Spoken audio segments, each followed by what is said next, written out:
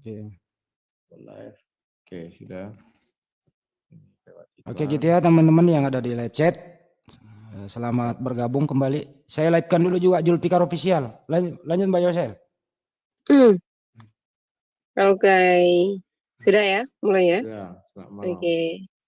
Assalamualaikum warahmatullahi wabarakatuh.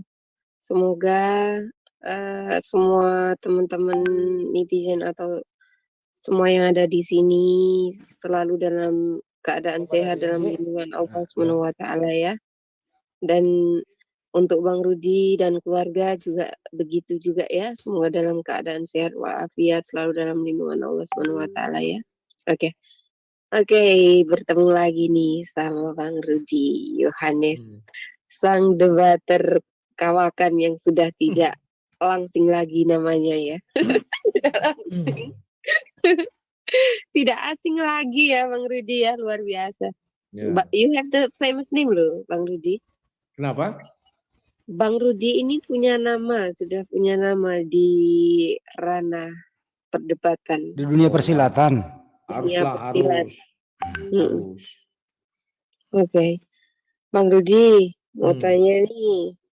Tanyalah biar ku jawab. Bang Rudi ini kan kadang-kadang kan banyak orang nih. Benar aku tanyakan nih ya.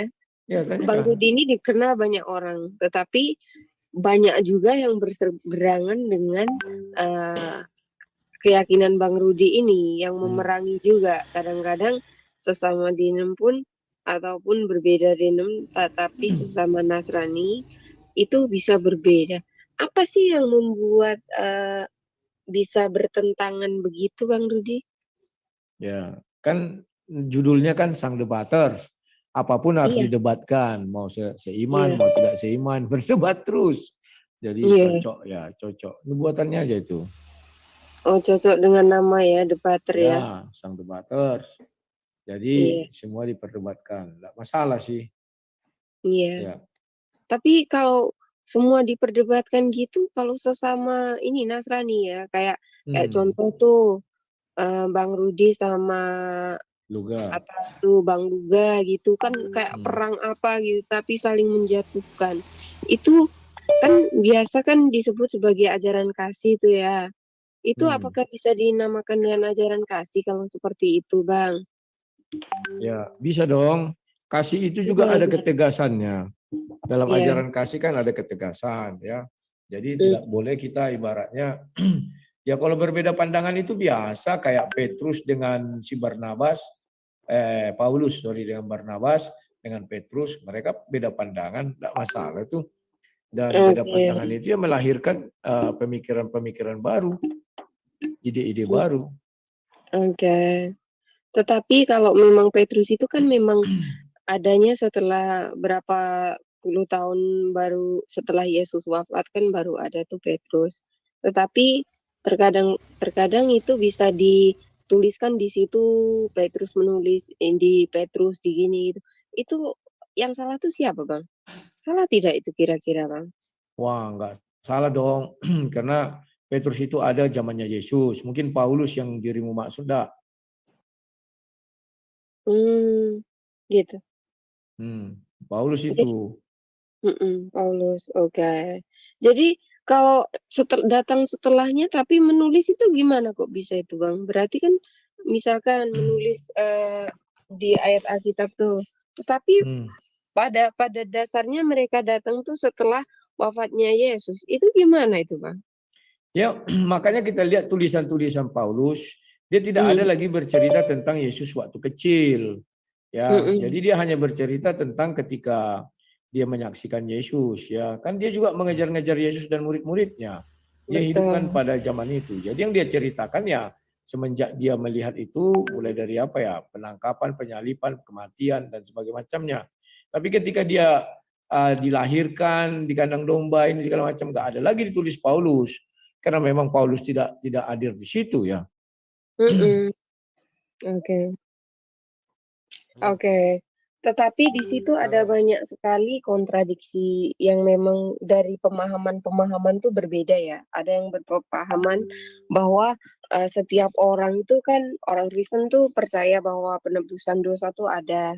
Tetapi ada juga yang mempercayai masih berdosa gitu. Termasuk tadi saya berdiskusi dengan siapa gitu, bilang bahwa beliau masih punya dosa. Jadi sebetulnya penebusan dosa itu sebenarnya ada atau tidak sih, Bang?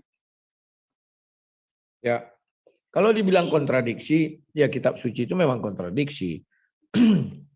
Kenapa harus Oke. kontradiksi? Kalau nggak kontradiksi nanti dia dianggap buku telepon. Buku telepon kan nggak ada kontradiksinya. Atau buku Oke. togel. Buku togel itu erek-erek. Pernah dengarkan buku mimpi kan? Jadi berhati-hatilah kalian kalau ya. Jadi Apa banget nih? ya, Lihat erek-erek nih. berhati-hati kalian kalau Aman. mengatakan kitab suci itu baru dikatakan kitab suci kalau nggak ada kontradiksi. Maka buku togel itu, buku erek-erek itu mana ada kontradiksi. Ya itu bukan kitab suci juga kan. Ya, nah sekarang pertanyaanmu tadi apa ya? Aku jadi lupa. Apa itu? Apa tadi ya? Aku lupa juga. Apa tuh? Gimana dong? Aduh, tentang apa tadi ya? Apa tadi? Ya, aku jadi lupa lah. Lanjut, apa lagi? Tentang apa tadi? Tentang itu penulisan tetapi mereka tidak menyaksikan gitu, kontradiksi. Itu kenapa bisa seperti itu. Tetapi masih diikuti. Sudah tahu kalau sesuatu yang kontradiksi itu apa ya? Itu berbeda gitu loh. Ada yang berpendapat bahwa orang Kristen tuh dosanya udah ditebus. Ada juga Oh, yang mempercaya itu yang aku tanyakan ya kayaknya oke. ya. Kalau Ya. kamu bilang kontradiksi, kenapa diikuti? Kan sudah aku bilang, hati-hati membuat definisi. Nanti buku Mm-mm. erek-erek itu nggak ada kontradiksi. Itu pun nggak kau ikuti, harusnya kau ikuti dong. Karena nggak ada Masa aku harus kontradiksi, harus mengikuti diikuti. erek-erek?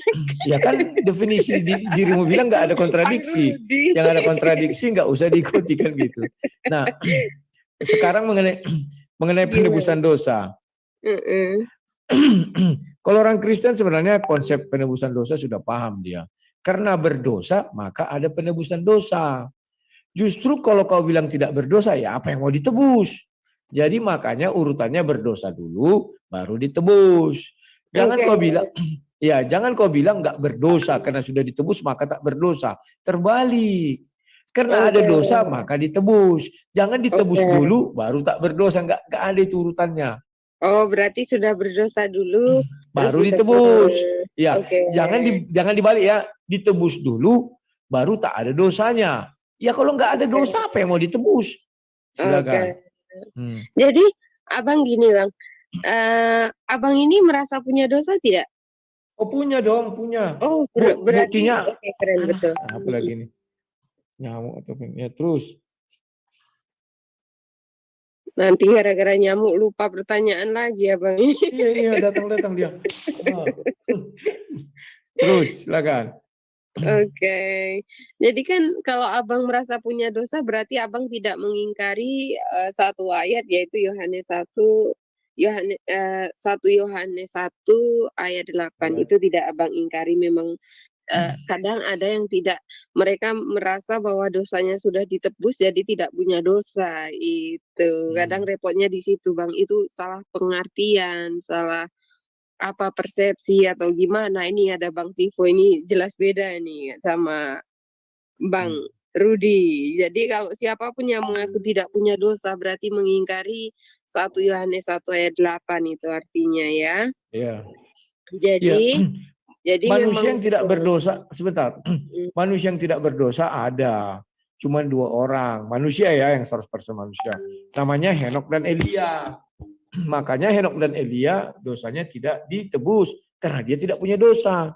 Lah kami kan punya dosa, makanya dosa kami ditebus. Ayah, cengkel kayak aku. Dia pergi dia datang lagi nih ya. Alah, kurang Bang, ajar. coba deh beli baygon deh. Masa gajinya besar nggak beli baygon? Pernah aku beli ku semprot masuk kerongkonganku jadi sakit. この世でそうかより綺麗な花はないわなぜならば全ては嘘でできてるアンティパシーは omonganku. Ya, silakan. Oke, Hmm. penebusan dosa. Berarti Abang Rudi ini percaya bahwa dosa tuh masih ada ya, betul. Oke, keren. Berarti Bang Rudi ini mengaku bahwa memang tidak bersih dari dosa juga, Kak. Itu gawat kalau yang karena gini, Bang. Kadang-kadang dari satu keimanan saja sama-sama Nasrani itu mereka mengaku bahwa ada loh Bang yang bilang begini. Kalau karena setiap saya diskusikan pasti ada perbedaan tuh. Jawabannya gini. Kalau orang masih mengaku berdosa, berarti dia adalah umat Kristen gadungan. Kenapa bisa bilang seperti itu? Itu ada itu. Waalaikumsalam warahmatullahi Siapa wabarakatuh namanya? yang baru hadir. Begini. Karena itu orang-orang yang terlalu kepedean, ya. Orang-orang yang tidak mengerti firman Tuhan. Bahwa Oke. dikatakan di Roma 6 ayat 23, upah dosa adalah maut. Kalau dia memang tidak berdosa, dia tidak akan mati. Tapi buktinya dia mati artinya ada dosa, ya. Kita tunggu aja dia mati ntar lagi. 10 tahun, 20 tahun dia mati, ya. Tetapi Takutnya kalau Abang mati gimana? ya kalau aku mati ya biasa Orang aja, bilang mati. memang berdosa. Ya maksudku kan kita membuktikan ada dosa apa enggak. Iya, Kematian betul. itu menunjukkan ada dosa. Abang, Ya, silakan. Abang ini kan mempercayai bahwa Yesus itu Tuhan. Iya tidak? Siap. Iya. Iya, oke. Bang, kenapa Yesus itu dianggap Tuhan, tetapi di saat Yesus disalibkan itu menghapus kutuk hukum Torah dan juga yang tergantung di kayu salib itu orang yang terkutuk. Apakah Yesus ini orang terkutuk, Bang? Ya. Yesus itu bukan orang terkutuk. Dia kan dikriminalisasi. Bedakan antara ya. Diskriminasi atau dikriminalisasi. Jadi salah sebut. Jadi dia tidak bersalah. Ingat, Yesus tidak bersalah, tidak berdosa, sudah diakui Pilatus. Tetapi karena desakan para ahli Taurat, maka dibuatlah dia bersalah dan berdosa. Jadi orang yang tersalib di kayu salib itu memang orang-orang terkutuk. Nah, Yesus ini sebentar. Berarti Yesus ini orang yang dijadikan terkutuk. Bedakan ya, orang yang terkutuk dengan dijadikan terkutuk. Pahami dulu tuh. Oke, saya pahami. Ya. Tetapi kenapa di situ dituliskan bahwa itu terkutuk, bukan dikutuk gitu? Beda ya, ingat ya. Di terkutuk dan dikutuk tuh beda, Abang. Gimana dong? Ya, memang beda. Makanya kan tidak ada ayat itu merujuk kepada Yesus. Terkutuklah Yesus mati di kayu salib. Tidak ada. Tapi dibilang terkutuklah orang yang mati di kayu salib. Iya. Tetapi yang tidak mati merujuk di kepada kayu Yesus. salib itu adalah Yesus. Yesus juga. Kenapa? Kalau Yesus tidak mati di kayu salib, siapa yang mati di kayu salib, Abang? Ya. Contohnya begini. Ya. Ada orang narapidana itu dibilang penjahat. Padahal dia dikriminalisasi. Tahu nggak kriminalisasi? Dikriminalisasi, kriminal ya. Itu penjahat. Kriminalisasi itu artinya enggak ada salah tapi disalahkan gitu loh. Iya, dibuat jadi kriminal dan jadi penjara. Nah, sama dengan Yesus. Yesus kan sudah dikatakan Pilatus, aku tidak menemukan kesalahan pada orang ini. Iya. Jadi yang membuat dia menjadi orang bersalah kan ahli Taurat. Salibkan dia. Nah, Yesus disalib bukan karena dia penjahat. Kan itu diakui juga orang yang di sebelah waktu disalib kan dibilangnya apa? Orang ini tidak pantas untuk disalib. Kita pantas salib karena kita penjahat. Nah, yang dua orang itu pantas dikatakan manusia terkutuk. Yesus tidak dikatakan manusia terkutuk, tetapi dibuat menjadi terkutuk.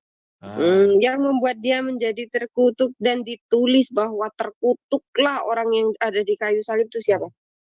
Nah, kalau kamu baca orang terkutuk di kayu salib itu kan dimulai dari perjanjian lama itu. Oke, sudah berarti ada ayat Abang itu. Mengimani apa? Berarti Yesus belum ada gitu ya? Ya, Yesus yang manusia belum ada karena masih firman Tuhan. Firman Tuhan jadi manusia baru diberi nama Yesus. Nah, ketika ayat itu diulang lagi di mana? Galatia kalau nggak salah ya. 13. Galatia itu terkutuk. Memang terkutuk orang mati di kayu salib.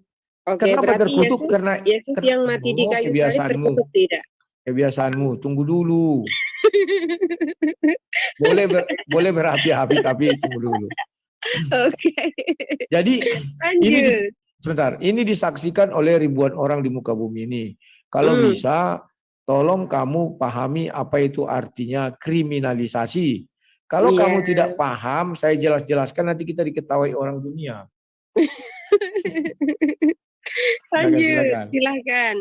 Jadi Sudah. tadi saya menanyakan tentang Abang berbicara bahwa Yesus itu belum ada di Perjanjian Lama. Bukankah Halo, ada di sebentar, ayat mana si tertentu? Zion? Apa sih? Zion mana Zion?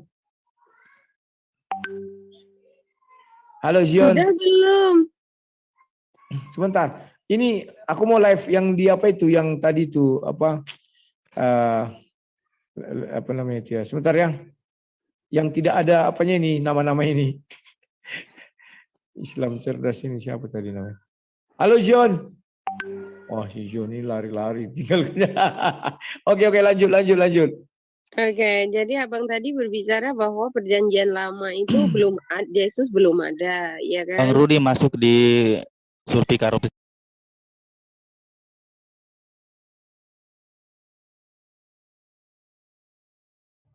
Hey, player one, do you think to be ready for this? Tulisannya kan? Sulfikar. Sudah belum? Bang Rudi, jangan dekat sekali kameranya dengan mukanya, jauhkan sedikit. Enggak, aku lagi menulis ya. Nah, bentar ya. Hmm. Kalian buatlah yang enggak ada apanya ini tulisan-tulisan ini. Kalian ini Nampak memang aku lubang hidung abang, malas aku. baguslah. Semakin Kunisnya sudah. Oke. Siap, lanjut. Udah mantap. Jadi Abang tadi bilang bahwa Yesus ini kan belum ada. Tadi tuh si Ripa ya. Iya, betul. Bukan, Nanti Ripo. sama Uni Rifa nanti. Siap. Kenapa aku berkumis ini? Iya. Siap, ada nanti apa? Sudah.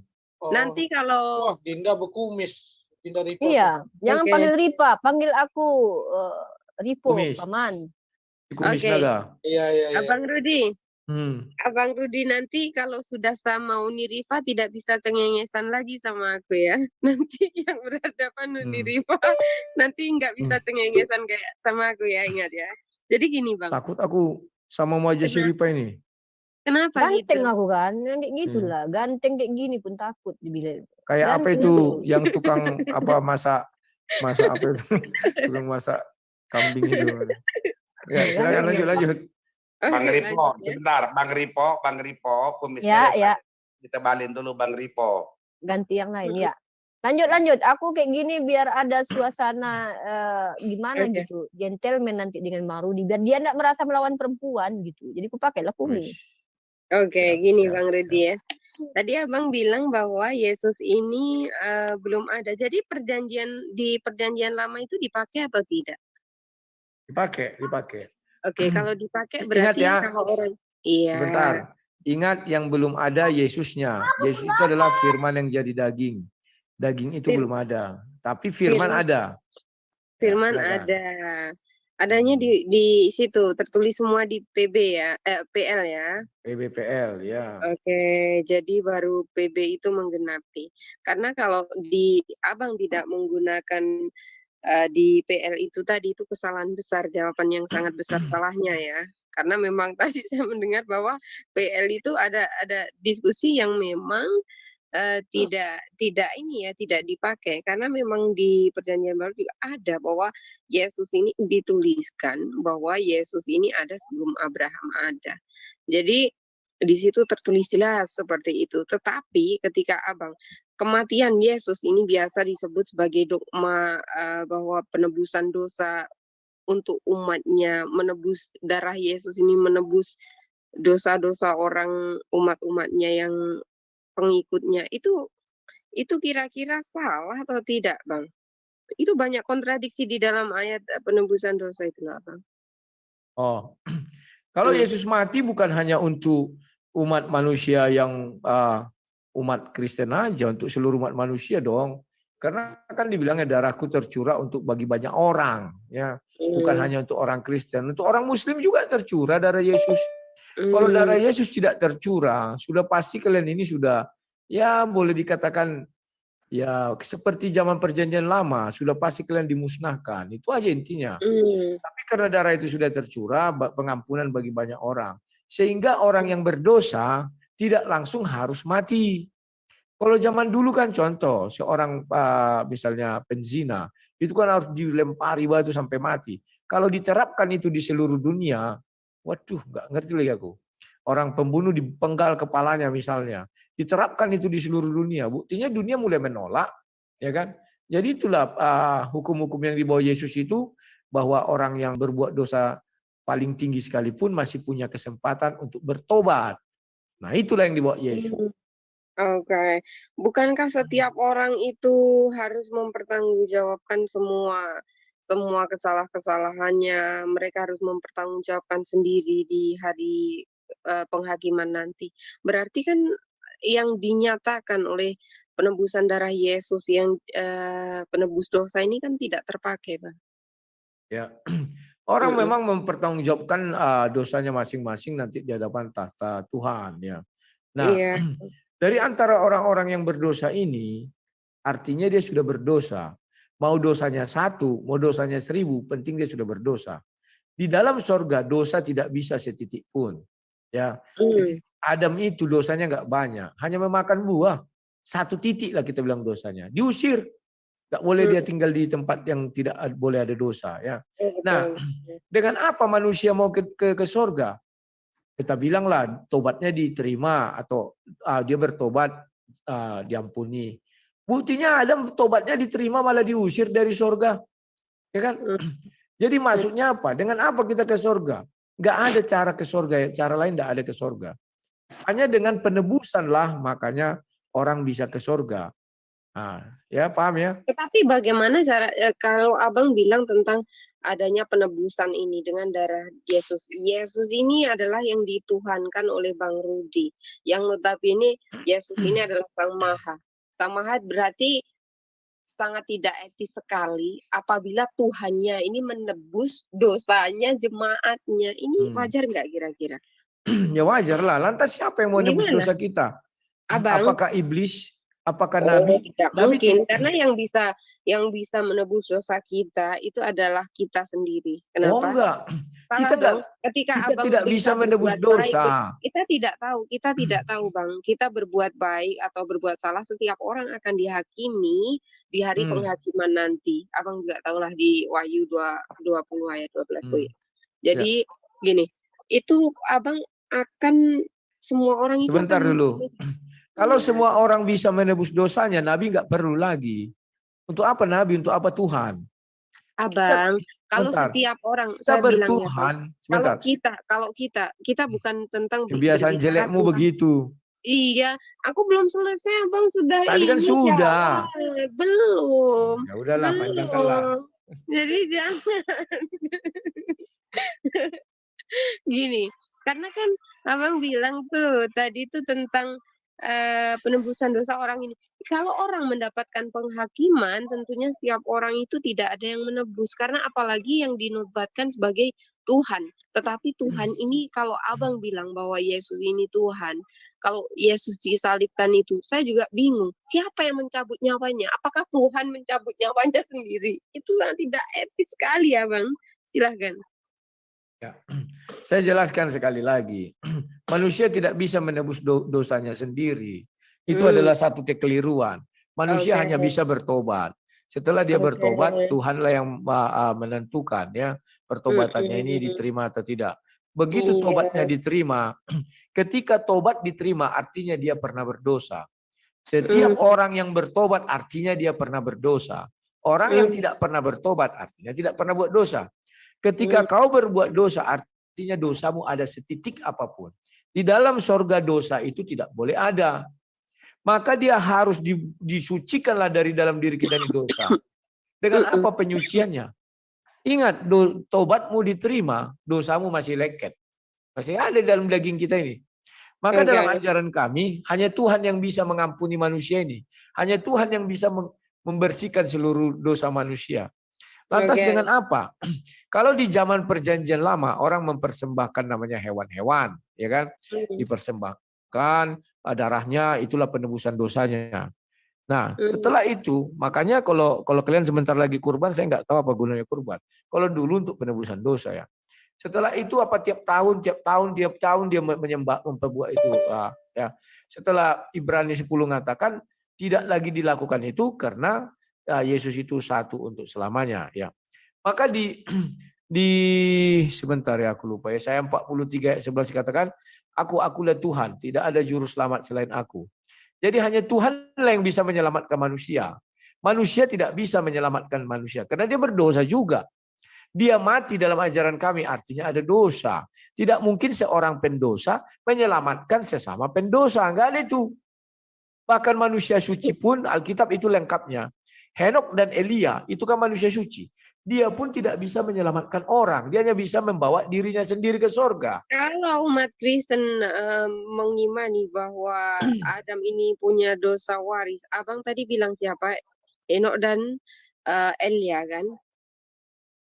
Betul, manusia suci. Kalau abang berkeyakinan bahwa mengimani bahwa ada dosa waris dari Adam itu tadi, padahal di Islam nggak ada dosa waris tuh ya.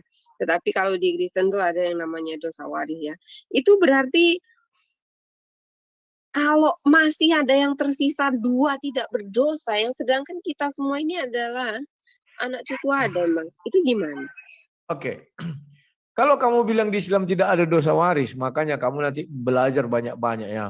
Dan kalau ada yang bersedia kutanyai, kita buktikan dosa waris di Islam ada. Kalau ada yang bersedia kutanyai. Tapi kalau nggak bersedia nanti sudah. Itu sama Cak Tata aja itu. Ya. Pas Cak Tata, Tapi ya. karena saya tidak dalam kapasitas itu malam ini, ya sudah saya tidak masuk ke sana. Nah, sesudah itu kau bertanya, karena ada dosa waris ternyata Henok dan Elia tidak mati. Betul. Dosa waris yang kami warisi dari Adam adalah Kejadian 3 ayatnya yang ke-19. Bahwa dari debu tanah engkau diambil, maka engkau akan kembali kepada debu tanah. Si Henok dan Elia tidak berdosa.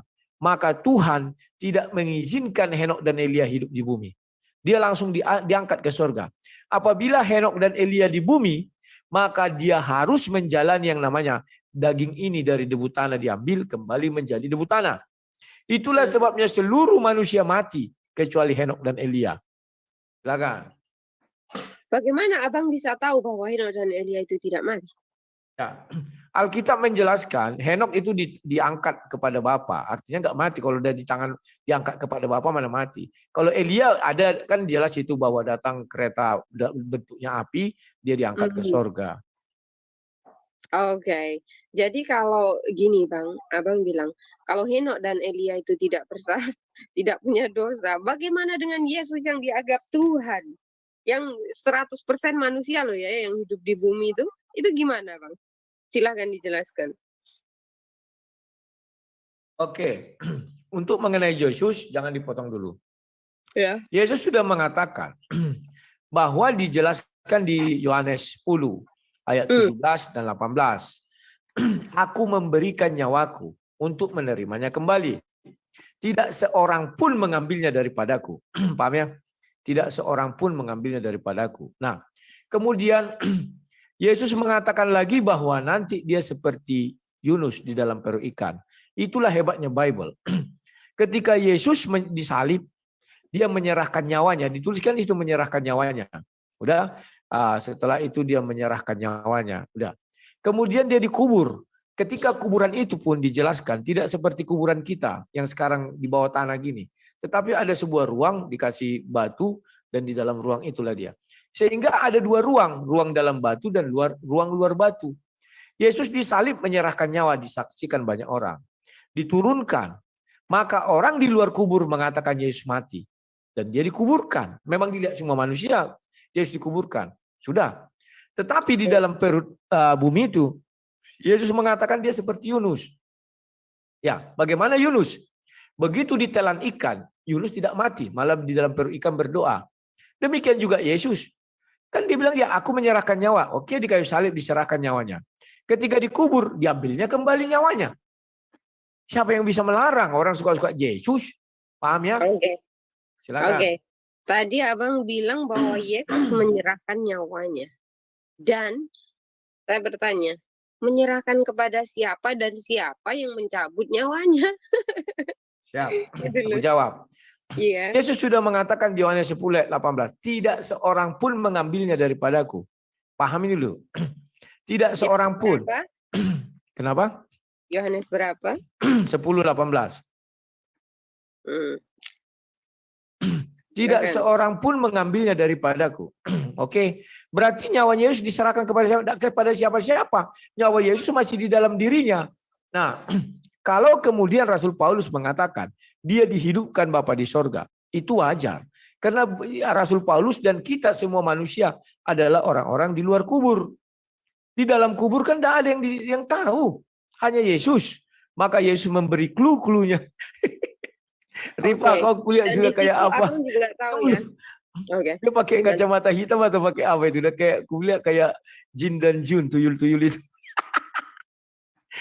Ini Hitam-hitam. nggak boleh ngatain ini orang Bang Rudi kebiasaan Itu, perempuan dibuatnya aja mau- punya mulut nggak boleh gitu. Biarin Dibuatnya aja. matanya dia itu.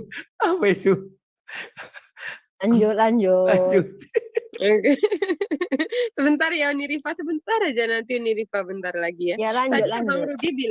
Tadi Abang Rudi bilang seperti itu, tetapi Abang harus tahu inilah tugas yang kuterima dari Bapakku di Yohanes 10 ayat 18 ya. Jadi si Yesus ini menerima tugas dari Bapaknya. Lah, kalau Yesus ini